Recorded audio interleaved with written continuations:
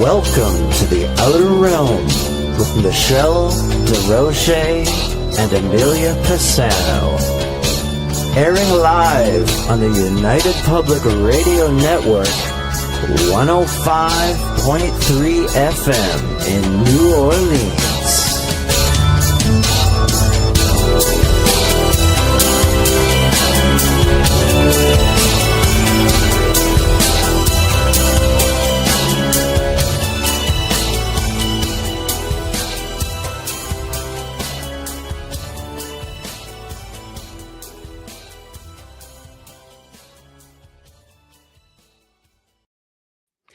Good evening, everyone. Welcome to the Thursday night segment of the Outer Realm. We are broadcasting on the United Public Radio Network, 105.3 FM from the Gulf Coast and 107.7 FM from beautiful New Orleans. We're fully sponsored by the amazing people over at Folgers Coffee who have been a part of our journey for the last 6 or 7 years. So we're so honored and so grateful to them. So thank you, Folgers. We could not do it without you, nor would we want to. Also, big thank you to Justice Snicker, aka Dr. Snick, the Sonic Surgeon, for the contribution of his time, his music, and his voice for the intro you just heard.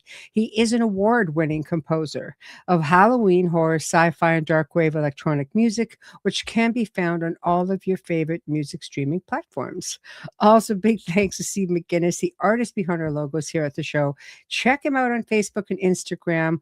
Also specializes in the horror and Halloween genre, but can do incredible commission pieces of any kind. So tonight we welcome back Marilynn Hughes. Just love hanging out with Marilynn. She's so much fun and she's so versed.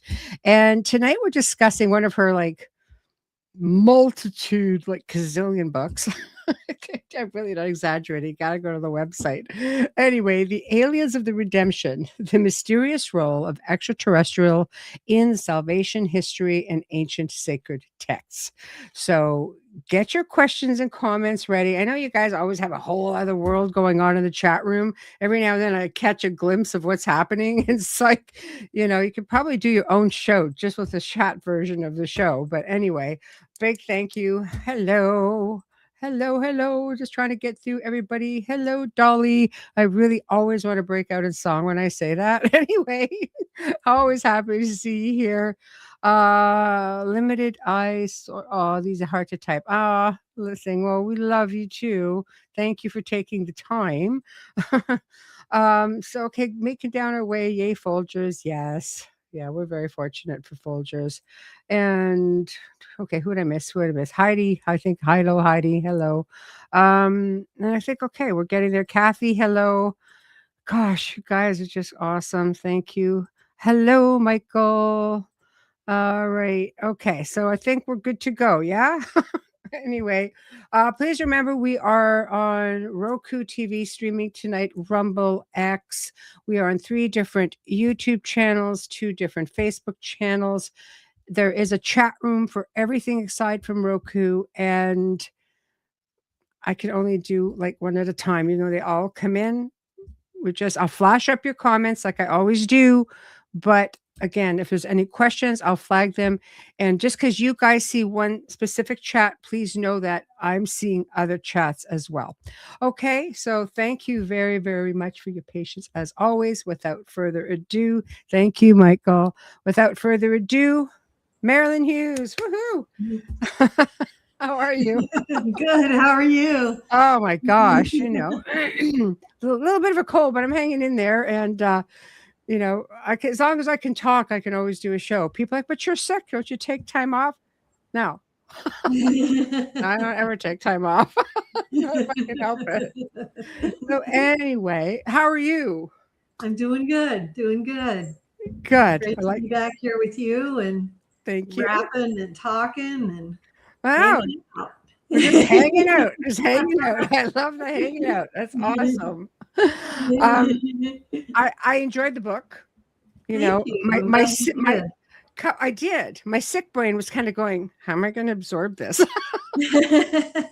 Because I'm not as sharp, as I usually am with taking things in and just dissecting it and going, yeah, I know where she's going with this. This time I'm kind of like, Okay, Marilyn will help me. So We'll help each other. we'll help each other. I love it. I love it. So we it kind of gets a bit funky because we have people who are just like, nope, no aliens, nope, nothing. This is the way it is, and that's all. People have their own ideas as to what their role, if anything. And those who do really believe and who are versed in that sort of thing will say, yes, they were there. But then you get into the good, the bad, the ugly, whatever the case may be. And you seem to touch on, a different side of things because you're going in astrally. Right. You're Right. seeing things for what it is. Right. Well, and that's very true. The thing about it is, I'm not going in there, looking for trouble, with Right. the extraterrestrials.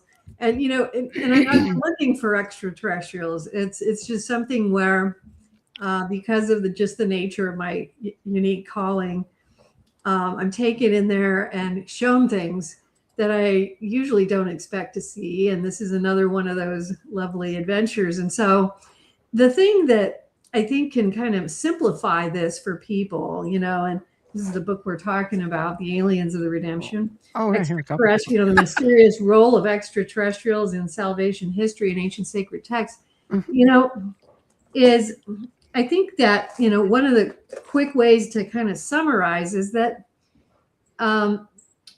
people complicate it too much for themselves, and they forget that it's really not that much different than what we experience on Earth, except we're expanding into other worlds. So just like if you just take it back to a few hundred years to when Columbus is, discovering, the new continents and all these things, we're just doing the same thing. And everything is very similar. You have good and evil. You have mortal realms, you have higher realms, you have lower realms, you have beings who have good intentions, you have beings of a higher order, you have beings of an order that is similar to what we are, which means that they're, mortal beings who have both elements of good and evil within them, and that they have within their own species both good and evil within them. And then you also have beings who have bad intentions. And so it's all of those things, just like it is within our own world when you're going worldwide and traversing all the different, species and all the different areas of humanity. And if you look throughout human history, that's what you find. That it's not that different. It's just that we are taking it further out now, going beyond off-world, Yeah, but I like that. Yeah, but we're taking it into kind of an interesting thing in the Aliens of the Redemption too, which I think you touched on, which is that a lot of what I deal with in here and what I was shown in this book were things that are forgotten to us in human history that were actually intentionally seeded within humanity to kind of help us along spiritually. And I'm sure that there was more to that. I'm sure there was more in terms of, helping us along as a species. But we're focusing primarily on the things that were done spiritually and things that were forgotten, things that have been forgotten to us that we no longer remember, that's no longer part of our histories. And that these things still have importance. And there's a reason to bring it back up to our memory. You know what I mean?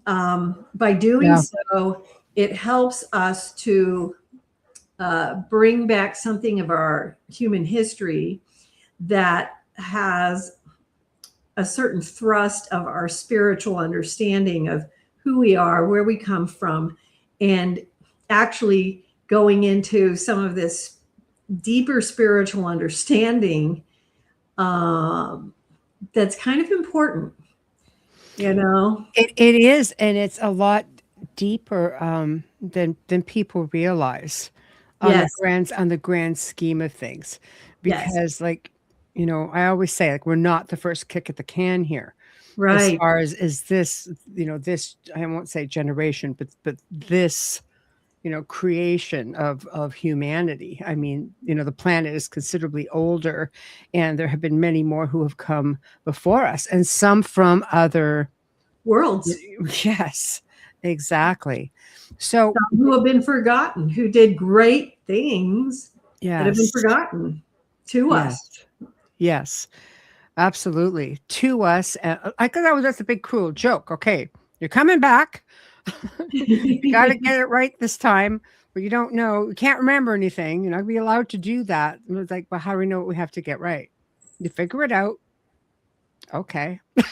So I mean, when you can't even figure out your own journey, it's really hard, and you have a lot working against you, because there's a reason, you know, so much information, so much history has been kept from us, or it's been changed around, or, you know, whatever the case may be. I mean, when you're going and doing astral projection, you could see timelines, you can see pretty much everything dimensionally. Whereas when you're here in the physical, if a timeline has done its thing, you're kind of like, you know, and get the whole Mandela effect thing going. You're kind of like, I'm pretty sure this wasn't like that before. When did this change? You know, it's really hard. We have the odds are stacked against us. I guess that's where I'm going with this. Right. And going probably to like the most obvious thing, I think, which is, I believe it's where the book begins. You know, it's been a while since I've written this book. But this book begins in a scene where I'm taken into the deep desert and shown some of these ancient sacred texts that are lying and lingering in this desert corridor. And some of them are from Zoroastrian texts. Mm-hmm. But I'm just going to focus right now for just a moment on this part of it, where, which is something that will never leave me, because it was just so vivid, with Nefertiti.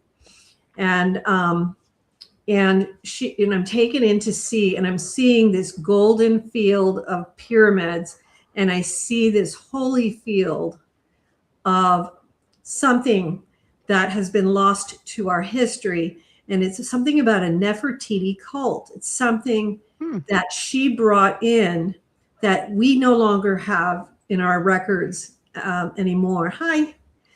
And I'm experiencing it, you know, vibrationally. I'm experiencing the frequency of it. And that, you know, but I don't know it yet, because before I realize we're talking about the Nefertiti cult, I see this person coming on a chariot, and I don't know who it is. And then all of a sudden I'm like, oh, that's Nefertiti. Yes. And it's just this amazing moment. I see her, and she's just stunning, and she stops, and it's like, you recognized me. That's good, you know? And then I'm feeling all of this, and I'm like, so there's something that's forgotten. And and she's like, good. I want you to remember, you know? And I'm seeing this across the ancient Egyptian desert. And, you know, I've been putting together a lot of videos and films of my screenplays, and there is a video of this vision, so you can go back there and find it. But it was just so stunning to experience, because I felt the holiness of it. Mm-hmm. And it was kind of like, it kind of threw me for a loop, because, you know, I'm personally Catholic, you know, but it was like, what I was experiencing was groundbreakingly holy. And I was like, wow, there is something here that Nefertiti, this cult, and there were all these experiences that I had for many years before that kind of came to a culmination in this moment. Like, for instance, when I had gone through these ritual rites of passage to receive my wings, you know, and it was like I had to receive the Nefertiti wings. And I was like, why would they be called the Nefertiti wings? You know, and there were all these references to Nefertiti. And I'm like, you know, she's an ancient Egyptian queen. Why would that be? You know, and it all comes to culmination in this moment. And I'm feeling the holiness of this. And it's so profoundly holy. And I'm like, oh my gosh. And then I'm seeing all the papyrus that has been lost. And I'm trying to grab it and touch it. And, you know, and I'm touching it. And I'm like, wow, this is amazing. And I'm like, I just want so badly to be able to bring it back. You'll bring it back. But the best I'm going to be allowed to do is bring back the fact that there was this ancient cult, this Nefertiti cult that was extremely holy, and that it was lost to history. And that's all I was going to get to remember. And that it was this amazing, you know, golden field across the ancient Egyptian desert. And that I could feel that vibration, experience that vibration, and know there was so much more to this history that we will never know unless it is revealed to us somehow. Someday. Yes. And how much of it gets turned around? Like when you think that she was married to really Amenhotep IV, who was and became Akhenaten, and everybody blames Akhenaten for changing everything. So from what you're saying, it most likely was under the guidance of Nefertiti, under the cult of Nefertiti. Well, I don't know if that was the case, but it seems to me like there was more to all of it. Hi, Bruce. It was more to all of it. I think that, you know, Akhenaten, you know, it's interesting because we have three great monotheistic religions that emerge all around the same time. You have Judaism, you have Zoroastrianism, and you have Akhenaten in ancient Egypt trying to create a monotheistic religion with Nefertiti in ancient Egypt, all around the same period of time. And of course, you know, with Akhenaten, it was very short-lived. As soon as they died, they were erased. They tried to erase them completely. And now we know, you know, at least it was shown to me, and I experienced this, and I believe that there was more to it that was erased. There was much more erased than we know. And it was really important what was erased. And this goes again to the extraterrestrials. Yes. Because part of what you're going to read about in the book, The Aliens of the Redemption, is, you know, in the Zoroastrian religion, you're going to see the Farakar, which is very, very much, very clearly the possibility of extraterrestrial origin. There's all kinds of stuff that I present in the book indicating the possibilities in relation to Nefertiti and Akhenaten and their children having extraterrestrial origin. And then, of course, with ancient Judaism, there's all kinds of things that happen in the Old Testament, you know, the most obvious being with Ezekiel, but there's all kinds of things that are happening throughout the Old Testament where there is ample evidence to indicate the possibility that there is intervention coming from other worlds, possibly. So we have both, you know, divine intervention and the possibility of intervention from other worlds at the same time. Just look at some of the ancient art where it's got UFOs or extraterrestrials, the crucifixion of Jesus, you see the craft in the sky in that painting. Yes, and I believe there's one of the Blessed Mother as well, where there is that as well. Yes. There's several. So there's got to be something said for that.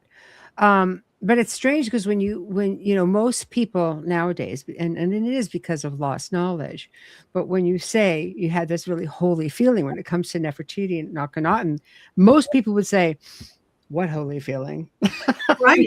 Much like yourself. It's a king, it's a queen, you know, and a lot of people don't realize that one of their daughters ended up, because again, the Celts were. They did go down that far. And she ended up being Scotia, right? Going into Ireland. And that's where she's buried. And she was the daughter of Right. Akhenaten. Mm-hmm. So people don't realize that, like, that's something that's not widely known. Some people know it. You know, you go to her grave site and you'll see a cartouche, you'll see all kinds of things, and that's out in like Ireland. People are just like, they don't realize the connections and all of this history, what it really, really was. Right. I totally, yes. Yes. And that, you know, God uses people all the time, you know, and I think that was one of the things that came through very loud and clear in that particular vision. And there was also the very self-same energy around the Zoroastrian texts in the same vision, where they were hovering in this other corner and just emanating another otherworldly holiness that was extremely profound. And you know, and it struck me just as much as it probably strikes other people when I, you know, saw Nefertiti, and it was like, well, here she is, and I have no question, no doubt at this moment, because it's being presented to me and I see it, that this is someone who did something very holy, and it's being, you know, downloaded into me, and I'm feeling it and understanding this on some level. But it also on the earthly level is like, huh? Yeah, like the rest of us. I was like, what? Yeah. It's like, how does that make sense? Mm-hmm. But then this is part of the whole process of seeking, is being willing to be taught. You know, it's kind of one of the first principles that I talk about in some of my first books, which is, you know, be willing to be taught, be teachable. You know, hi Spooky.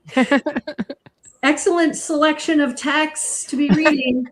You know, so it's you know, be teachable, because, and what I mean by being teachable is that you have to be able to realize that your prior perception of reality might not be correct, and in order for you to progress, you may have to let go of certain ideas, be willing to consider new ideas in order to progress, in order to move forward. And if you are unable to do that, you may not be teachable, you know, and then it becomes, you know, you're not going to be as receptive to that Holy Spirit coming in to mold and guide, because you have too strong an idea that the way that you believe is the only truth, and therefore you can't be taught. So you want to be teachable. Means you can be wrong, and it's okay if you're wrong, and you're open to being led and guided elsewhere. Because if you are a true seeker, you will be led and guided all over the place. You know, start somewhere where you start at the age of 20 is not where you will be at the age of 60. You're going to be a long way from there. You know what I mean? Yeah. Well, you know, you got to do what you got to do when you can do it. Exactly. Better late than never, but right. Yeah, because that's how the movement of the Spirit works. You know, I know, like one of the things that I always remember very clearly, that I think is a good thing to say for people to kind of peruse, is something that the angels would say to me. They would say, go take a little walk in the movement today.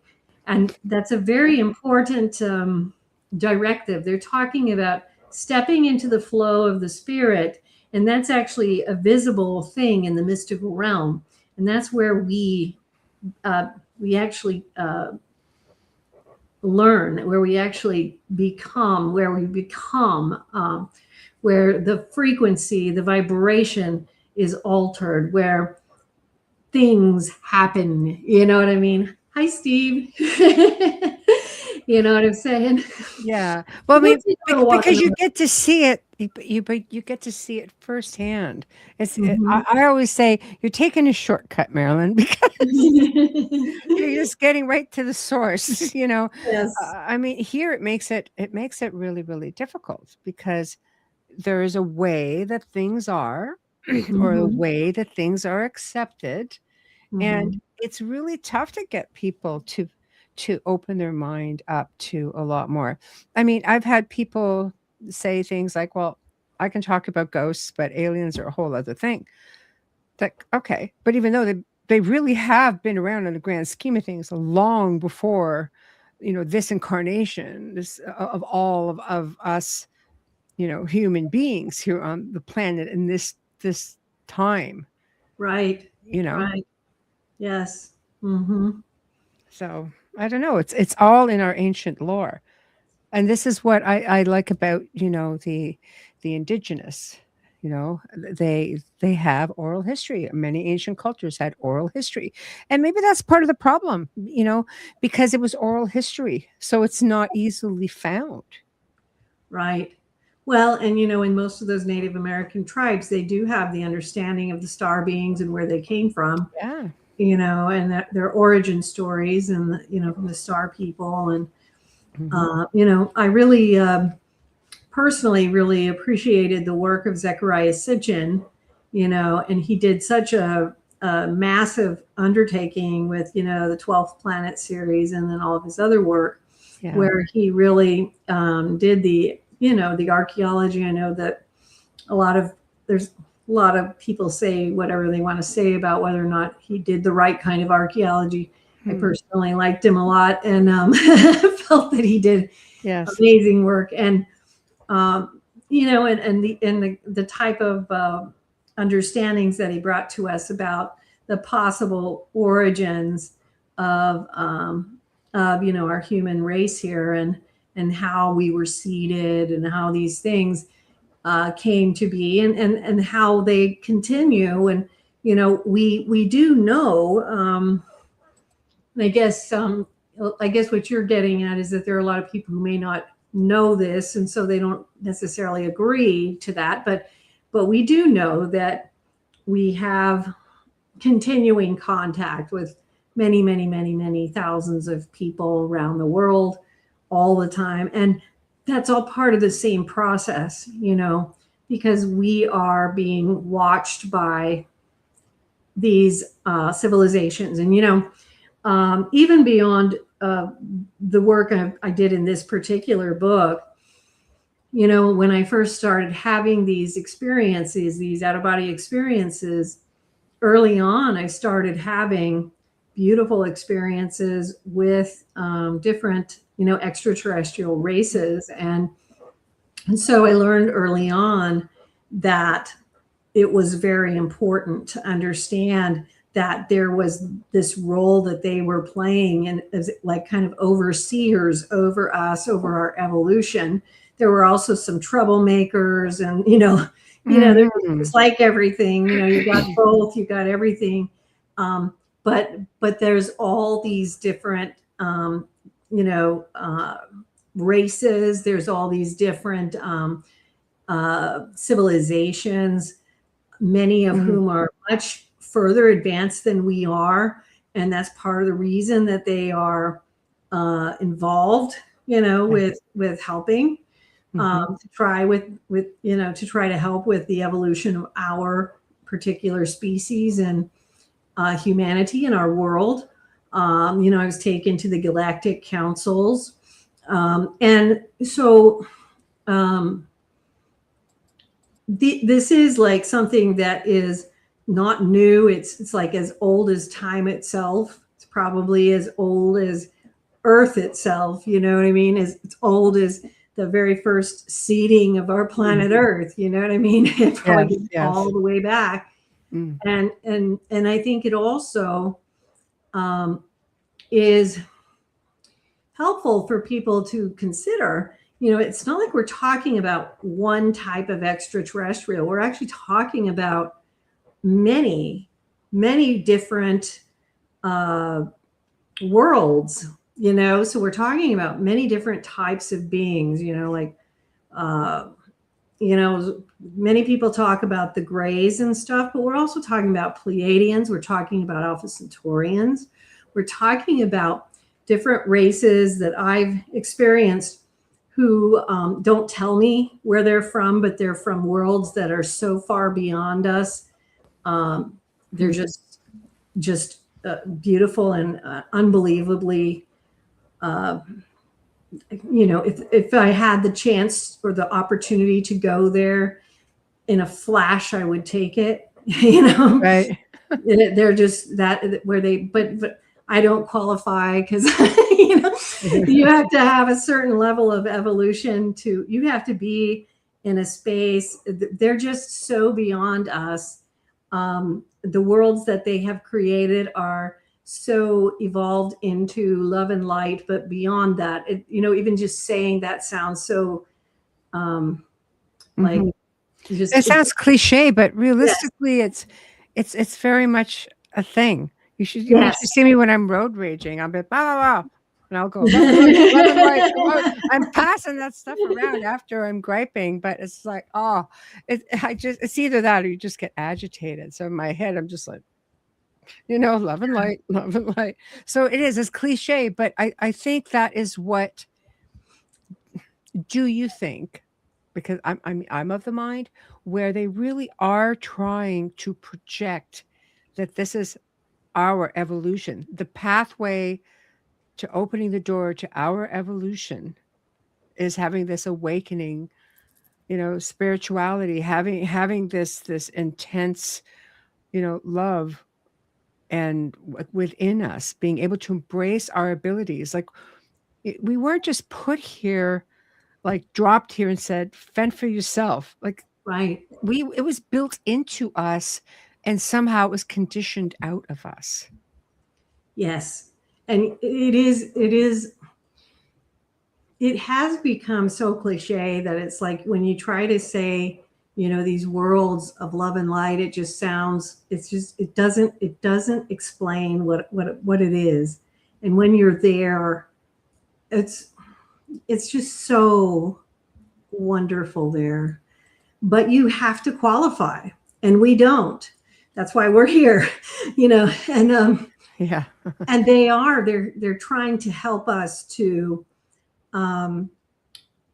reach higher spaces with that. And part of what what this is doing in terms of even bringing up these ancient things that were done for our humanity is to awaken inside of us this ancient yearning to remember what it is we're here for. It really does come down to this spiritual purpose and this love that is the essence of God, and that we have to take in and encompass more and more and more of it, and move into that more and more and more. We have to become more and more of that love and light. Mm-hmm. And humanity really struggles to understand what that means. And we see that all the time because people think that means fighting and arguing over, who's more virtuous and who's more right and who's more righteous. That isn't it at all.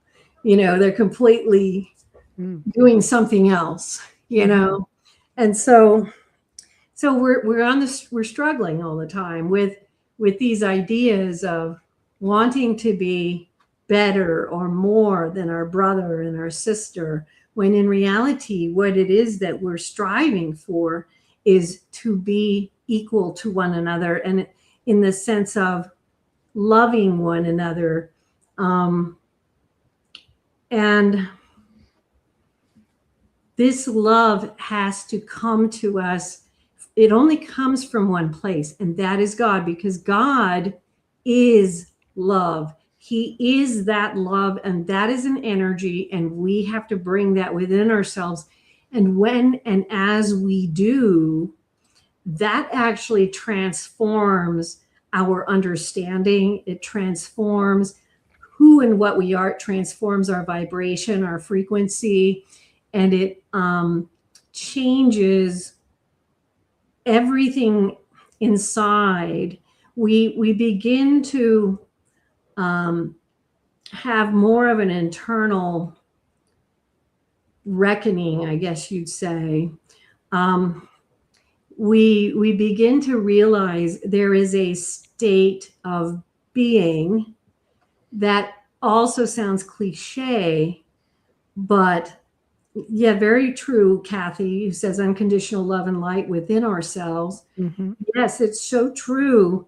But what that means is such a profound depth. When you experience it mystically, when you experience it in the out-of-body travel state, it is so different than what we experience here. Mm-hmm. It's so much more all-encompassing. And I apologize if I'm kind of just going around in circles with it, but it's just the big thing that is so hard for us to grasp on Earth. It's your show. You take it any way you want. So that's okay. No, I completely understand. I think that we tend to miss the message, or it's hard to imagine because there is so much fear that's put out there when it comes to, again, extraterrestrials or terrestrials in general, or multidimensionals, interdimensionals. I mean, you can get into so many different, variations. But at the end of the day, there's a lot of fear that's put out there. So it's very hard for people to sit there and think that you're thinking of one of these beings and going, love and light, what are you talking about? Because it's a physical conditioning again. And to think that, well, they were a part of our ancient past and beyond. I mean, but people yet can embrace the idea of the Anunnaki, which is, the ancient Sumerian texts and things like that. So, I don't know. Are they just starting to realize that maybe there was more than just the ancient Anunnaki? Well, when you bring up the interdimensionals and the multidimensionals, and these beings are there, whether or not people realize it or not, or whether they recognize it or acknowledge them or not, they just are there. And I think it's kind of similar to how people say, well, what'll happen if I start having out-of-body experiences? Will I not be able to get back to my body? And it's like, well, you're already having the experiences. You're just becoming aware of having them, right? This is the same thing. As you awaken and you become more aware of things, it's not like these things aren't all around us all the time. It's just you're becoming aware now. So you become able to see this. And so the idea that somehow saying, no, that's evil, that's bad. And I want to be careful about this because there are evil things, Yeah. that's kind of bad people for another night, but but good people, bad people, good races of ET, bad races. I mean, it's a thing. It's the yin and the yang, the balance. That's more of a discussion for like when we're talking about the demonic and the dark and everything. But the reality is that the extraterrestrials are moving through and among and in, interdimensionally, but so are the guardian angels, so are lots of angelic beings, spiritual teachers, even, animal spirits. They move through the spiritual ethers unaware, to people unawares all the time too. And so what happens is, people just think that by saying, no, I don't acknowledge, that they just stop existing. They don't just stop existing. They're just there. Just like, the fact that people have these experiences, they just choose or are not able to be conscious of them. I remember one of the people who communicated to me after they had a near-death experience, and this person, because a lot of people with near-death experiences develop spiritual gifts afterwards. And this person developed the spiritual gift of being able to see spiritual presences when he returned. And he told me that it freaked him out for a while because he would see some people had guardian angels next to him. Some people had demons near them. And he would see nurses in the hallway, and they had little demons running around them, and it freaked him out.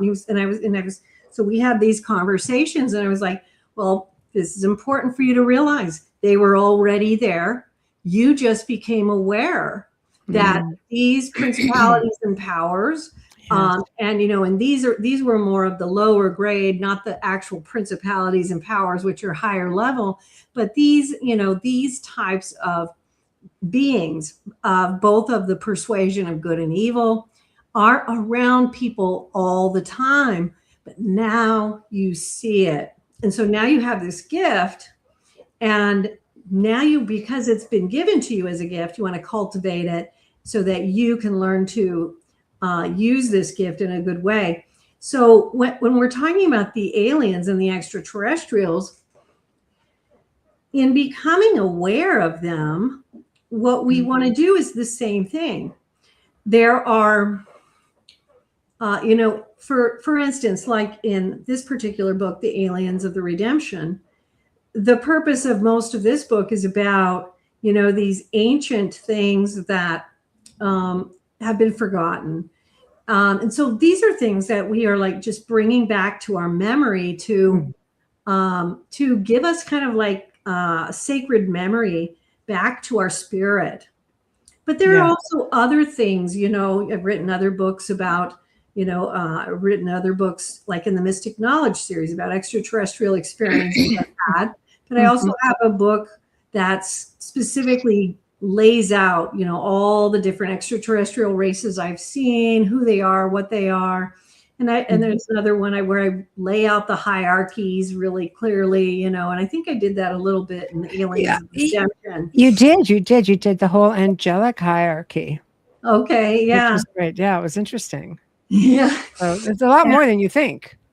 Yeah, and I think we did I did the angelic hierarchy in here, and then in another book I also did the extraterrestrial hierarchy, laying out all the different different beings that I've seen and that other people have seen and things like this. But going into that even more, and see, part of the reason this is so important and helpful is for a variety of reasons, because a lot of the beings that are helping us are a variety of spiritual persuasions. So some of them are where they might have more of an angelic nature, but there are also extraterrestrial beings who are performing the work of angels in the human race. And so just like you also have other types of spiritual beings that are not angelic or extraterrestrial, but they are of a different order of being, and they perform things for the purpose of the evolution of the human race. Like, for instance, the thought adjusters, and I think that might be mentioned in the hierarchies. If it's not mentioned in there, it's mentioned in some other more in-depth works. But the thought adjusters are a different order of being, where they could be considered. You could say, okay, they're in the angelic kingdom, sure, but they're really not. They are a different order of being, and what they do is they work with the thoughts of humankind in their sleeping, and they help us to make adjustments so that we are working towards an evolution in our thinking. And they're doing this all the time. I mean, it's amazing what they do. It's fascinating, but there are, let me see here if I can pull out a few just to have some fun with it here. Yeah. Yeah. Yeah. I mean, there's so many of them in servitude. Oh yeah. It's I mean, crazy. you have masters of philosophy, conductors of worship. These are the Supernaphim. Mhm. Now this is coming from Angels in the Urantia book, which is actually a book that is said to have been brought in by extraterrestrial spirits, you know. Wow. And these are the custodians of knowledge, the directors of conduct, interpreters of ethics, chiefs of assignment, instigators of rest, the secondary Supernaphim, pilgrim helpers, supremacy guides, trinity guides, sun finders, father guides, counselors and advisors, complements of rest. And, you know, in here, you're just going to get a little bit of an overview on these. And then you'll see, like in here, there's a comparison that's made between the biblical theology on angels, the extraterrestrial theology from the Urantia book, and then also Emanuel Swedenborg, who was a mystic in the Middle Ages, and also the angels in Zoroastrianism, because it's very fascinating to compare and contrast them. But, you know, I had this amazing vision, and one of the reasons I'm always telling people, read the Urantia book, read the first section of it, because I had this amazing vision, and I had many amazing visions about the Urantia book, but I was taken up into one of the highest heavens, and I was surrounded by these huge angels with these magnificent wings, at least 5 of them. And they were all around me, and they gave me this book, and they had me look at it and had pictures and pictures and pictures of all the different orders of angels. And I was like, oh my God, this is so amazing. Where is this book? I have to know what this book is, you know? And they told me it was the Urantia book, and they told me you should read it. I read it word for word, cover to cover. But they told me that the hierarchy of the angels was described in that first section, and it's actually the first 2 sections of the Urantia book, and it's a very, you know, intense read, because it was given to this gentleman in the early 1900s. I think it was around 1911, and he received he's remained anonymous. I think most people believe it was a William Sadler, who was a doctor at the time. Yes. But he received it from extraterrestrial spirits who were trying to teach him how the outer universe worked. And it shows you how these ministering spirits actually work. And so why is this important to us? It's because if people are freaked out by the way the mechanics of existence operate, if they are afraid of that, they will become unteachable. They will not be able to receive the influx from the divine and the Holy Spirit's maneuverings in trying to assist them here. And we must remember, you know, this life here is a mortal life. It is a short life. We are here for a short time, and we are here for a reason. We don't want to waste it. I remember several times I had been told by angels by my bed, they said, your life here is short. Do not waste it. And they would be very intense. Do not waste it. You know, our time here is short. We are here to refine our vibration and our frequency, and to bring that spiritual life into physical matter, into our physical understanding. There is some importance to this process. We have to do this purification process in order to get to the next level that we all want to get to. Because everybody says, I don't want to do this anymore. I don't want to come back. I don't want to do this again. And so we have to do that. But in order to do that, we cannot be afraid of the process by which it is done, by which it is accomplished. So we cannot be afraid of it. And this comes through all manner of things. It comes through these aliens who came, several thousand years ago, and fascinating information that they gave. It's a fascinating journey, but it also comes from, the amazing revelation given to probably William Sadler in 1911, and through each one of us as the Holy Spirit tries to move through. But if we are afraid of that spirit, then we can't be taught. It's tough because they'll tell you that Earth is like one of the most difficult places to have to learn this lesson, this planet. Yes, it can be. Yeah, it's rough. It can be really rough. It can be rough, but we still have to do it. There's no other alternative, in the sense of,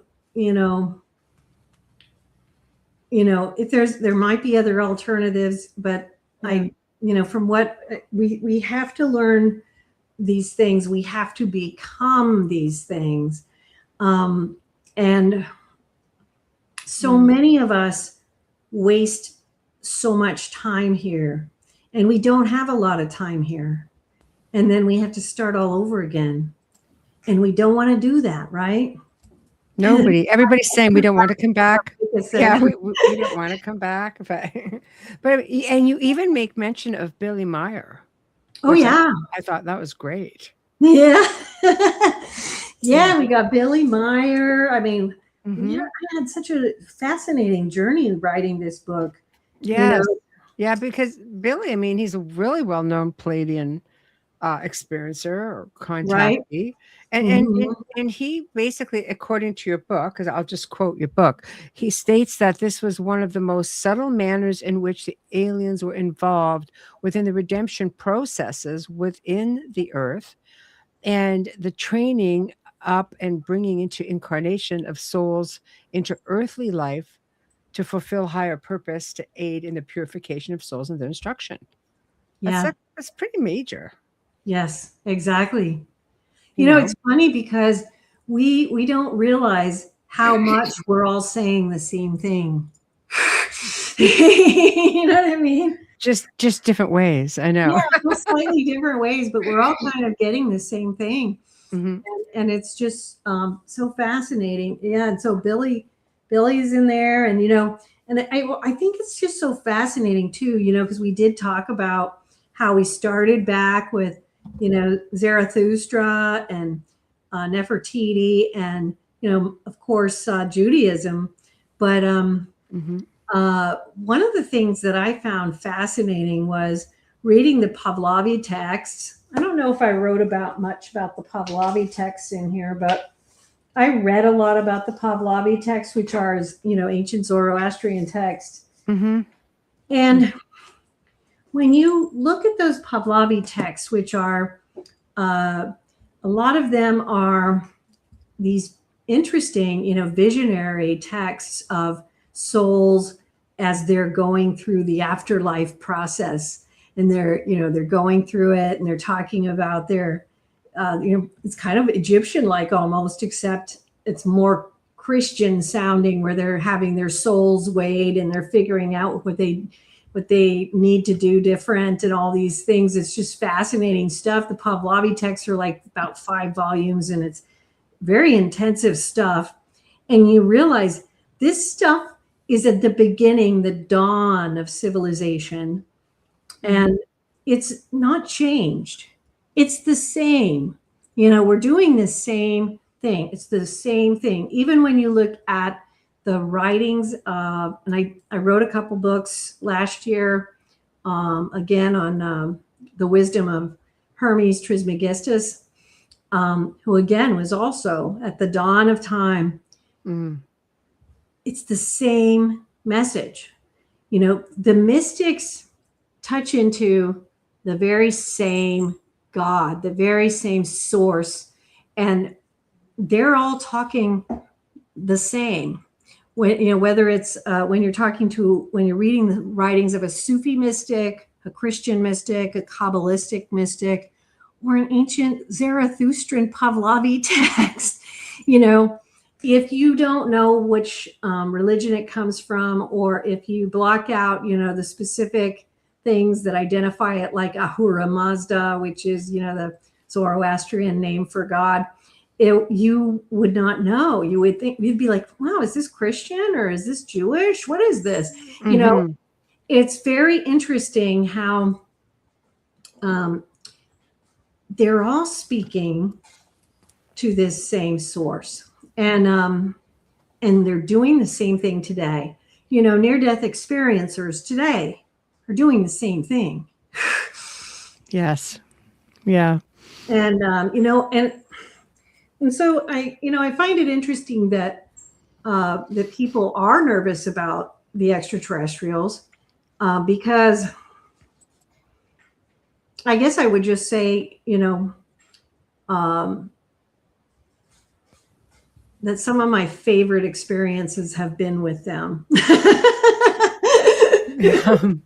And I actually have, a running joke with a couple of my friends, that, gosh, I hope they just show up and, take me off planet and I can just, be done here. Marilynn, we're all hoping that. It's getting a little wild out there. Yeah. To say the least, But, it's interesting also because in all of the different backgrounds of religion or faith or civilizations, there's so many similarities. Mm-hmm. I mean, you have these three that you're comparing, and I'm seeing that pretty much the same thing from each. Right. Exactly.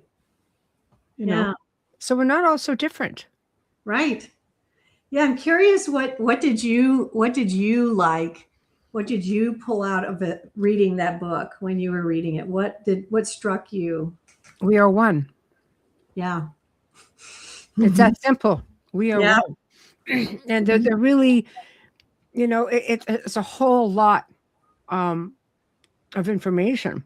But in the end, I'm looking at the similarities. I'm looking at the hierarchies. I'm looking at the roles. I'm looking at how everything is coming together.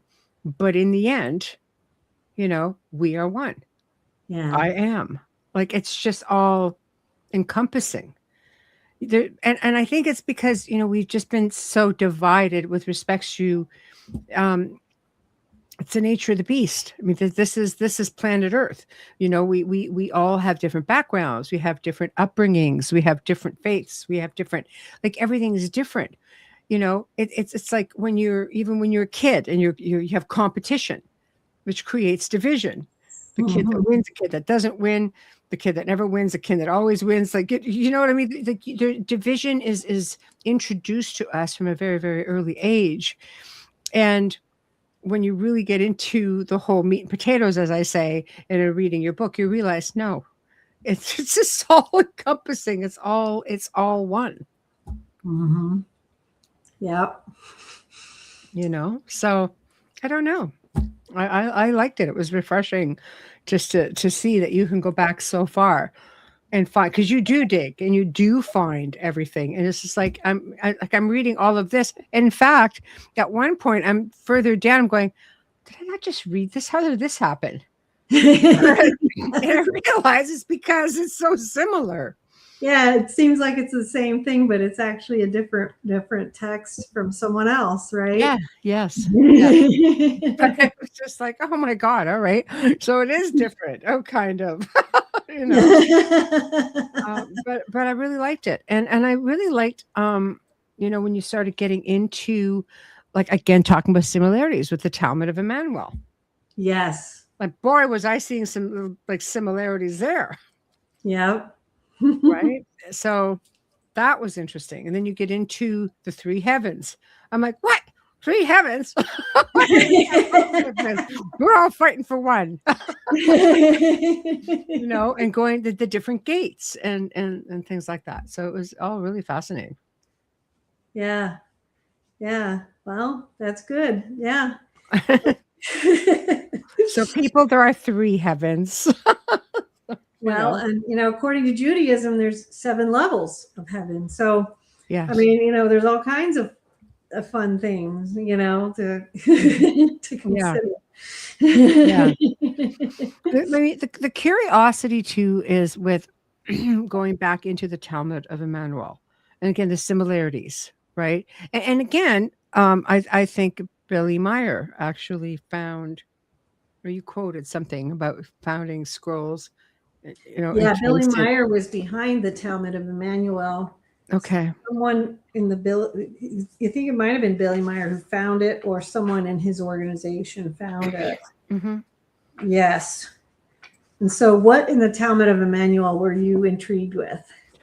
Oh boy. Well, when I'm sitting here reading it, okay, so I can pull it up 1 second as I have it. When being, again, being blamed. So it says right over here, when written, okay, old Aramaic document was buried under flat rock, blah, blah, blah, blah, blah. Author of the scrolls was a contemporary disciple of Emmanuel who was known by the name of Judas Iscariot. I believe that right there, for about 2,000 years. And he was wrongly denounced as a traitor of Emmanuel, although he had nothing to do with that betrayal. The ugly deed was actually carried out by Judah, I think Judas, right off the bat. I'm like, oh. So anyway, so then Emmanuel was no longer seen for 40 days, 40 nights. So you just start getting into this reflection time. And then you start realizing, okay, he actually was not to be seen, right, again. And he spent his days with the wise saints of God and with the guardian angels, the celestial sons, who taught him wisdom and knowledge. Like, does that not really sound like, certain faith of today, just packaged a little differently? Which one are you thinking? Well, I'm thinking Catholicism. Okay. Christianity, yes. I said, God, there's just so many little tidbits, and even some of the books that aren't available, because to us, unless you get into like the Ethiopian text, the Ethiopian Bible, which has the most of everything. Like, they took nothing out. So if you really want to see what everything is, you have to go down that route. But or read one of your books. But I mean, I even think of like the Book of Enoch. It's the same idea. He's walking around and the angels showed him, this or that out of the palm of their hand. It felt a lot to me like something like this, you see all of this. And when you really get into the Book of Enoch, you start to realize that maybe he was a donor of sorts for hybridization. Just saying, and then he decides, no, I don't want to do this anymore. And okay, up you go. You're coming with us. And then he becomes Metatron. I don't know. It's a wondrous tale. It's a wonderful story. Yeah, the Book of Mormon as well. Yeah, right? For sure. But the stories are like incredible. And you start to see similarities like what you've done here, cross-referencing everything. You realize, boy, oh boy, the message is the same. Yes. However you want to, whatever direction you want to go to find it. But in the end, they're not too far off. Right. Yes. There's always the similarity, and there's always the unity, the end point. Exactly. So anyway, that was all very exciting for me. And then getting into, the whole part where he starts talking about, going into the palace where God appeared, to Emmanuel, and had 2 very tall men, never before seen on earth. Yes. Wow. That tells you something there as well, right? Their faces shone like the sun. Their eyes look like burning torches. Out of their mouths, issued fire. Well, and what does that remind you of too? I mean, isn't that similar to what Ezekiel spoke of in his visions? And his visions, are the ones that are the most likely to have extraterrestrial origin, you know, in the Old Testament. That's the one that's most blatantly likely. You know what I mean? Yeah. Yeah. And it's right there. He's just looking at this going, you know, Yeah. wait a minute, where have I read something similar to this before? You know, Right. like, and it talks about, you know, the you know, these two men, and again, coming from the seven stars of the Pleiades, right there, essentially saying, you know, Right. there we are. Behold, humans begotten by the celestial sons, right? Right. Different in a specific way from other people on earth, like humans. They were not earth humans, but you know, they're children of the celestial angels, but a different kind. And don't even get me started on the comment about giants. And I'm just like going, giant doors and the giants. I'm like, okay, wait. You know, so. Well, and in that, I think in that Talmud of Emmanuel as well, in Billy Meyer's tradition, the story was that the Pleiadians came to Mary. And so, I mean, there's a whole nother story in there as well. Yes. Yeah. And so, yeah, that's interesting as well. And, you know, in my visions, and in fact, I think I made a video of this as well already. I was taken and shown that Jesus came from the Pleiades. And then I also had a vision, a beautiful vision. I'll never forget it, where I was shown the Blessed Mother coming from the Pleiades. And it was beautiful. She came and she was wearing this purple and white gown, golden gilded crown. And I did not immediately recognize her because she had come out from underneath a spacecraft, and she came out from the spacecraft, and everybody was referring to her as the Lady in Light. And I kept wanting to get closer to her and closer to her. And when I came up to her, I was like, oh my God, you're the Blessed Virgin Mary. And I realized, oh my gosh, she came from the Pleiades. It's sort of like I said, goes spinning back to the ancient paintings that we've seen that have been done like hundreds of years ago, and they have crafts in there while she's holding her child. Right, right, and so you got to wonder what was the thing, because we have these artists, right? We have the painters, and so the painters.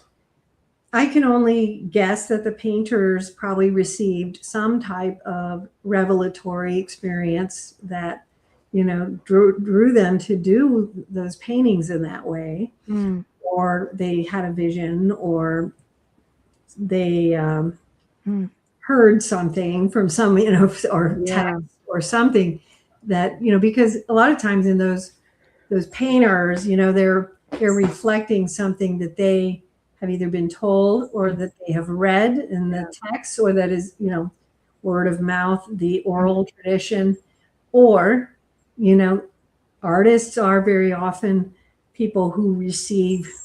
Da Vinci. Yep. He disappeared in the cave for 2 weeks and came back more brilliant and artistic than he was. I don't know. Right? Like, where did he go for 2 weeks and just disappeared? Right. Yep. Yes. I don't know. But I mean, you know, there's going to be a lot of opinions out there based on belief systems. You know, if you've got somebody who's a contactee or someone who has had out-of-body experiences, such as yourself, I know many people who come back with some similar stories. So there's something to it all. You know, do you tend to be made privy to more? You see more because you're off in spirit form, in your energy form, not your physical form. So that gives you that edge to be able to see things within the ethereal world that many people don't.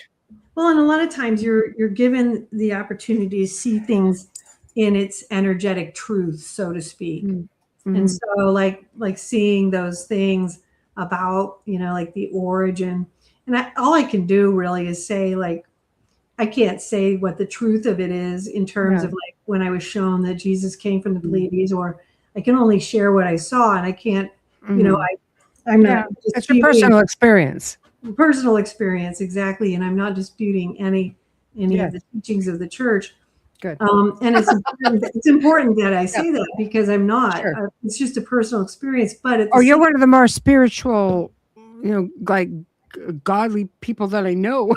So no, but I mean, like you're very, very, you're very connected, because when you talk about the Holy Mother and you talk about God, when you talk about Jesus, you get very emotional, and that tells me there's a very strong connection.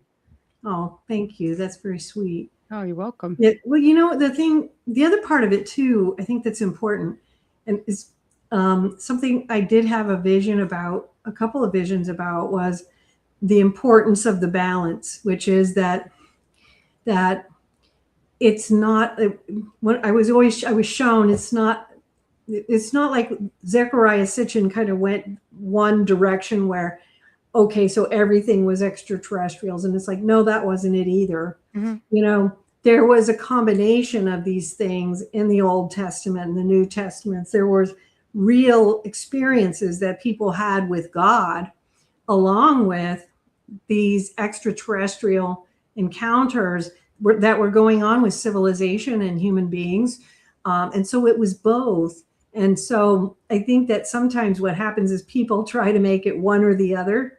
And it's really important that we always remember that you don't want to box these things in like that, because there are angels, there are real angels that are divine, beings of that divine order.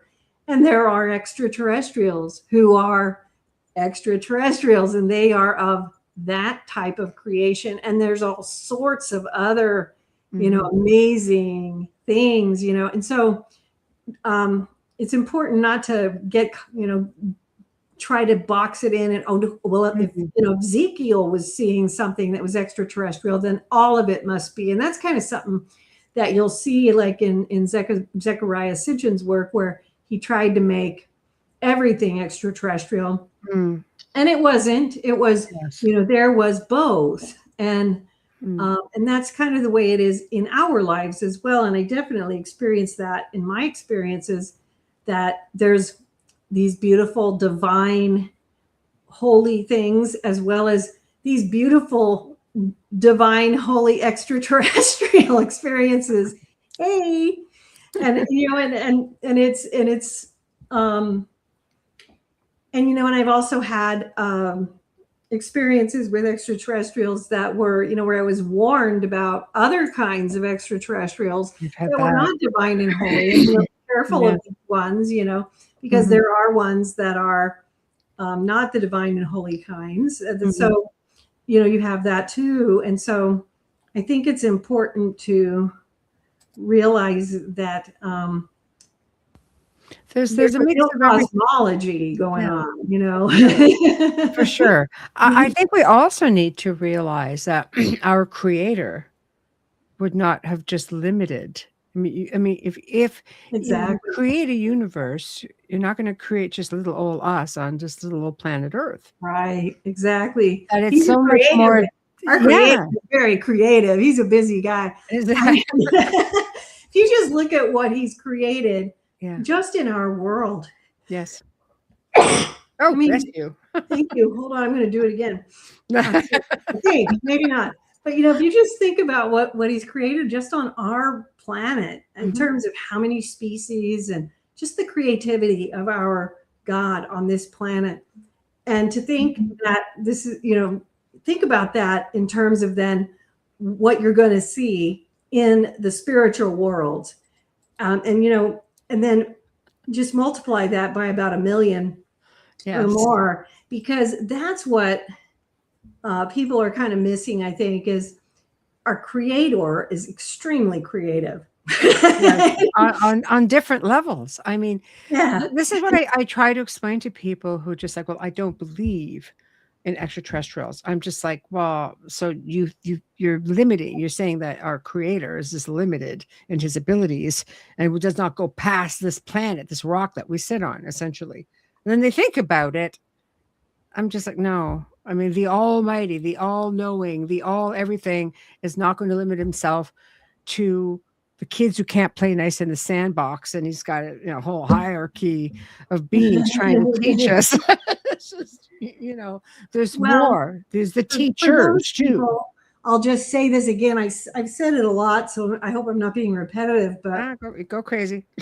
But I had this really cool experience years and years and years ago when I was taken into one of the heavens, and I was just hanging out in this beautiful heaven in the galactic spheres, beyond the black hole, and you travel through all these cool tunnels and things. You're going through the swirling stars, through the holographic images, and then through the stained glass windows into the heavens, and it's just a very galactic place, and I was just hanging out, doing things, and seeing lots of people and lots of beings and stuff and everything. And then when I finally came back, I woke up and I was like, wait a minute, there were extraterrestrials in heaven. And I was like laying in bed for a while, and I was like, wait a minute, over there and over there and over there. And it was like, I just realized, oh my gosh, there's extraterrestrial spirits in heaven.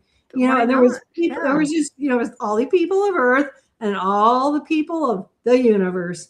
And they were not people, they were all kinds of races and species. But the reason I didn't notice it when I was in heaven is because it was normal there.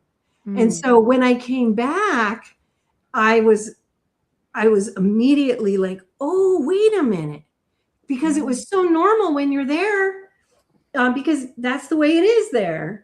But when you wake up here, you're like, wait a minute, that's not normal. But right. It is normal there. So it is normal. Are we not all looking like there's a saying that said, if you start to look at people, as beings of light instead of physical people, that you would have a much different opinion all the way around. It has to apply to other races. We're all energy. There's a plant has a life force. A tree has a life force. A bug, an animal, everything has life. Water has life. And even rocks, even inanimate objects have consciousness. And that's one thing you learn in the out-of-body travel state, is that all things have consciousness. And I think one of the things you also learn in the out-of-body travel state is to learn to appreciate diversity in its true sense, not in the way that we all screwed up in this world. I want to shake the hand of the Flatwoods Monster too. Yeah, exactly. But it's like you learn to appreciate the beauty of difference. And so like when you're out in the out-of-body travel spheres, but even then, even it becomes more and more a part of you in this world, where, except I'm going to say, it still hasn't worked for me with bugs. Sorry. But if you look at them like little light beings, Marilynn. I know, but I haven't gotten there yet. I'm not as bad as I used to be, but I still have a problem. But it's you see this in you just start seeing, it's like, wow, look at that. That's so cool. As you just start seeing how it's just the beauty of creation. Yes. And that it's this, I don't know what it is about us as humans in our inability to appreciate that the difference that but it's a beautiful diverseness of everything. Because we're creatures of habit. I guess so. But God would not be much of a creator if he made everything exactly alike. Now come on, think about that. I know.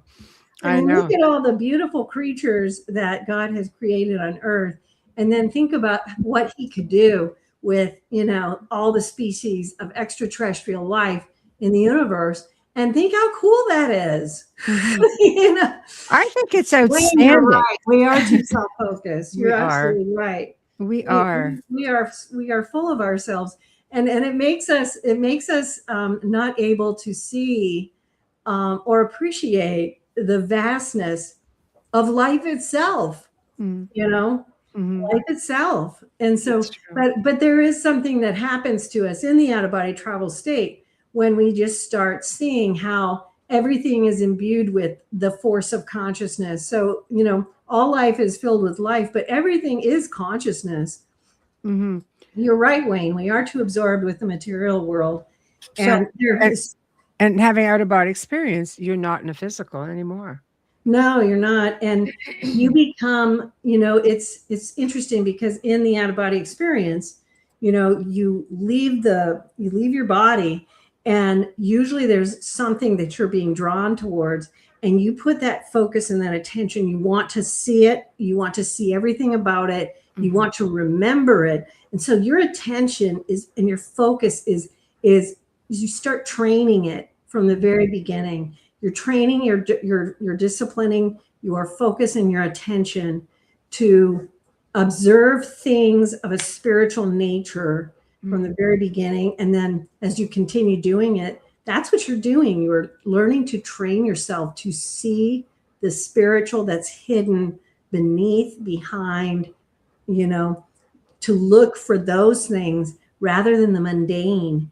And that's partly what, you know, it's just one of the things that's happening to you that is changing you, you know, underneath it all, you know, among the many. Yeah, Polly says, I think our personal issues also change our frequencies and moods, making contact more difficult, coming from a contactee. With different experiences too, by the way, Marilynn. So Polly is a contactee. Oh, yes, and yes. So she understands in the desert. What, in the desert? In the desert? Yeah, she's a contactee where she was, you know, had this, you know, being in the desert with the tent people and the mantis. The mantis beings. Okay. Mantis being, oh, yeah. Love you too. So. Yeah, Polly, that's very true what you're saying. Yes, I agree. And that makes it harder for us because we become, we just kind of like become like almost under a cloud of our own thinking. And that cloud almost like, it's like this, you know? And so then what's out here becomes, we don't see it, you know, because we have to move that cloud so that we can, you know, now see what's out there. And it's great that you were able to do that and able to see that and be part, you know, be contacted. But you see, again, it's that open mind, because right now, and again, odds are stacked against us. You know, there's so many of us who've had amazing experiences. You know, Right. I'm an experiencer. You know, my experiences, if there are some in there that are something to be desired, thankfully, I am not in recollection of them, but I am in recollection of the better ones, the nice ones. So there are people out there who may not be aware that they've had experiences, who may also be in fear, because on an average, we are conditioned to fear. I mean, don't get me wrong, there's been some pretty cool, you know, I've seen E.T. and Close Encounters. They're not too bad. You know, but there are some films out there that people, this is their only source of, That's true. You're right. What, you know, what the experience would be like. So you know, it's interesting you bring that up, because I know what you're talking about. I've seen some of those films, and they're nothing like the experiences that I've had with actual extraterrestrials. And those films scared the living daylights out of me. And thank God that I did not, you know, attribute any reality to them. But I mean, but yeah, they're nothing like the actual experiences that I've had with the extraterrestrials. I'm sure there are some people who have had negative experiences, so I don't want to just, you know, dispute that. I don't discount that, because I know they're out there, like good people, bad people. Exactly. Good extraterrestrials, not so good extraterrestrials. Right. Exactly. You know? Yeah. But the thing is, it's like anything else. It's not all bad, and I think that's what we need to be That's what we need to be aware of and be open-minded. It's been in survival mode for more than 2 years. I feel the change in my frequency and communication. Mm-hmm. Good. Hopefully that's a positive going upward frequency. That's an excellent thing if that's the case. But see, that's something else as well. There are so many artificial frequencies that we're exposed to. Right. You know, back in the day, they didn't have all that. It's a matter of you were able to connect with the actual yourself, your frequency, your own vibe, or those around you. You know, now it's a little bit different. Like things are altered a little bit, and it interferes with our own radar, our own antennas. I definitely think that, all the technology. I'm glad that you're listening then, Kira, and glad to have you here. I think that it's all the stuff that we have with all the technology makes it hard. But I do think that there is, all the, awesome, Polly. Wonderful. I think that there's also more, of the, I don't know what they call it with the electronic, all that energy waves coming through the air that are going on. It's actually astralprojection.co. As .ca? DCO, sorry. DCO. Why did that copy and pasted? I'm just saying. Okay. Yeah, hold on. it's outofbodytravel.org. Okay, so it's .org? Outofbodytravel.org. Could that change it? Okay. And so, but all the electronic stuff I think has really increased, and I think that is making it harder for people to touch into their, we don't have the quiet, the silence. There's these frequencies and energies and stuff, that are, that are going on. Good job. Thank you. Yeah. I'm on it. Must have been an old one because I was went and grabbed what I had. God. But I think because I used to live up in the mountains of Colorado, and then I moved down to Arizona, and I'm closer to a bigger city now, and I can feel the difference. It's very different, and I think that has an impact on people. I definitely do, and so that's definitely we need bells. I agree. Tibetan bells help me. I like Tibetan bells. Go back to our soul. I missed the second half of that. Sorry, and redirect. Redirect. We support each other, which is the best. Yes, 100%. Yes, definitely. Yes. So, in conclusion, Marilynn, in writing this book, what were you hoping that people will get out of it? Well, I was hoping that people would realize that there is so much more, and that they would be open to going, taking the journey, going back in time and touching into it, and part of the, take it, you can go to the website and download the book for free for starters. So you can do that. You can buy it if you want to get a physical copy. But if you read the book, sometimes just even opening up by being exposed to it, maybe the sacred knowledge of this Nefertiti cult will be revealed to somebody. You know what I mean? And maybe that's partly what it's about, is that what this is it's like opening up the portal to the past of what we have lost, so that we can start reclaiming it and bringing it back again.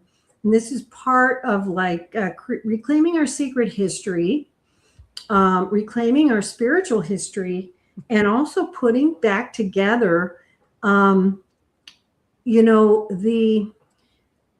fact that there is this extraterrestrial connection with our spiritual path, and that it's a good thing, right? Yeah. I think so. I think it's a great thing, So, yes. Well, okay. So you have new books coming out as well. Do you want to share that news? Yes, I do. I just released the 12th book in the Mysteries of the Redemption series, The Little Blue Nun, and a companion volume, which is a really big book called The Sutra of the Ounce. The Ounce of the Vow for the Creatures of the Earth. You kind of have to read it to get it. You can go to the website, you can download it and to find out what it's all about. They're all available now. So outofbodytravel.org, and they're up and ready to roll. So go check them out. Wow. And you don't mess around. I'll tell you how many books do you have out? 144. Like I said, a gazillion books.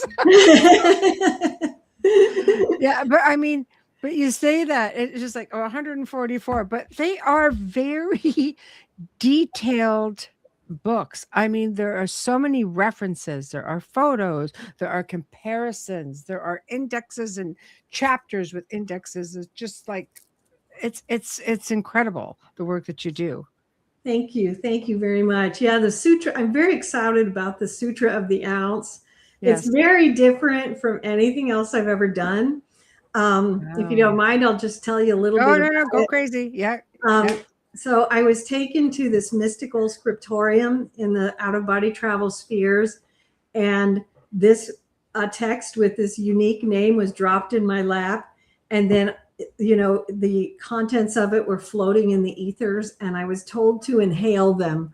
I inhaled them, and about a week later, I just suddenly started typing uncontrollably, and about 668 pages later, the Sutra of the Ounce has been born. And I can't read a book that big in a week for sure. My head's going to go. But it's so unique. I mean, it's so different from anything else I've ever written, but I love it. It is just so cool. And the mystical scriptorium is such a beautiful place. And I just love it. And it's, it's something that kind of came from this very holy place in the mystical spheres. And I think people are going to really enjoy it. It's something that will really provide people with a whole new way to practice their spirituality.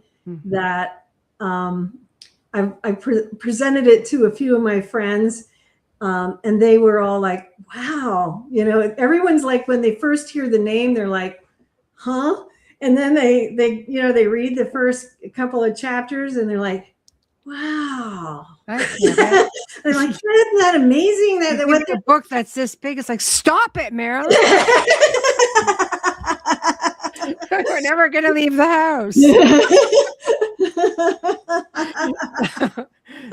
But I love that. I love it though. I do. I think it's great, and you keep us thinking. And Polly says I need to start with the first one. So obviously you have to go to the website. And again, I'll put, here it is, bodytravel.org. And so start with the Mysteries of the Redemption is the first one. There, she's making it easy for you now. Yes, start with that one.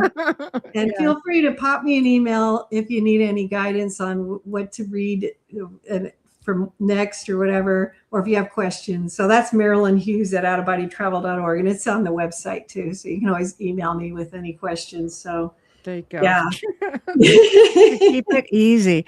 This has been a lot of fun. I always love when you come on, and you guys can watch for Marilynn to return, and maybe even on Beyond the Outer Realm too, for those of you who are on the other side of the planet and watching this replay. So to everybody in chat, of course, thank you. You guys are all so amazing. I love you all. I know we've had so many people listening because I can see all the numbers coming in, and that doesn't count the audio listenership on all those servers out there. So for you guys who are just listening and not viewing, we thank you very much. So next week, guys, busy week. Monday, Two Real Cryptid Legends. Yes, that's the new show that I do with Daryl Denton and Ron Moorhead. literally two legends in the field of cryptozoology. And hello. And it's going to be another fantastic show. I mean, as you know, last week we went 2 hours on a 1 hour show, so it was good. But this time we have Daniel and Barbara Joyner, who's going to be joining us. They live near the infamous Land Between the Lakes. God, the place is just intriguing but scary all at once. And they've had a lot of Bigfoot activity on their property. Some of the experiences differ from those, let's say, who are out in the field. So it's kind of like just, you're just living there. It's in your backyard and things just happen. You hear things, you see things. It's just incredible. So I'm dying to hear their story. So that's Monday night at 10 p.m. Beyond the Outer Realm welcomes the return of Dr. Christopher Macklin. And this time we're getting into consciousness awakenings, the anticipated planetary shift. It's going to be good because Christopher is just a whole lot of fun and just a verse and a whole lot of things. So look for that. Wednesday night, another Christopher Sansone returns, certified past life regressionist or regression therapist and former teacher at the Hoffman Quadrinity process. And his work on past lives will astound you guys. So I was talking about his book, Soul Work Longing, a pilgrimage to your quiet power within. So he'll discuss past lives, past life regressions, and how trauma can be carried forward, and much more. And Thursday, so we welcome back Julio Consiglio. Honestly, he's just become one of my buds. I just love this guy. And I found out he doesn't live all that far from me. So this is wonderful. So this time we're just talking about his experiences with UFOs, CE5, his thoughts on ET, consciousness, things like that. We're going to compare notes. We're going to share some knowledge, have a few laughs along the way. And that will finish off the week for everybody to go off onto their weekends, all tickety-boo and happy. And that will be that. So anyway, thank you again, Marilynn, for joining me. And thank you for having me. Oh, it's always fun being with you.